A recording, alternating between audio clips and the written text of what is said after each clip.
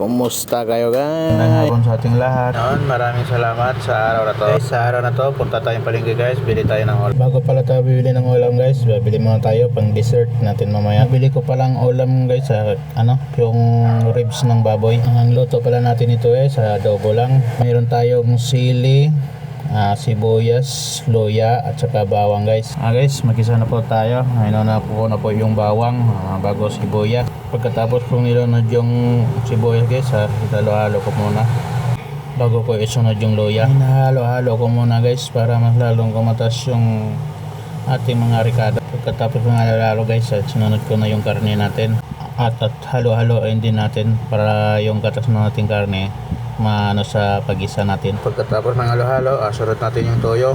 Ubot natin yan lahat guys. Walang ititira yan para maraming toyo. Masarap. Joke lang yun guys konti na lang kasi yung toyo kaya inubos ko na lang. Pagkatapos mikos-mikos insan, mikos-mikos. Pagkatapos natin yung mikos-mikos guys, takpan muna natin. Pagkatapos lagyan natin yung soka guys para mas lalong sumarap yung lutong adobo natin.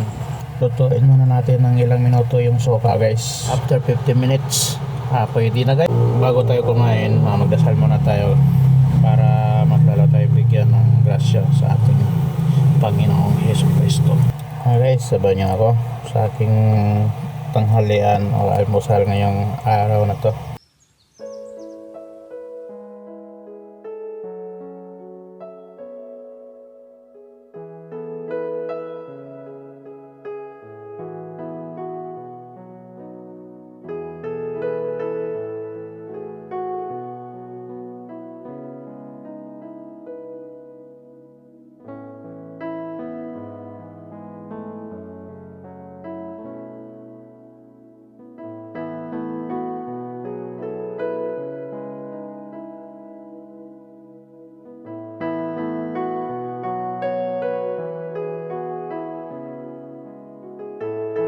Guys, binigyan pala tayo ng ng ating mabait na kapitbahay. Soup number 5 daw to.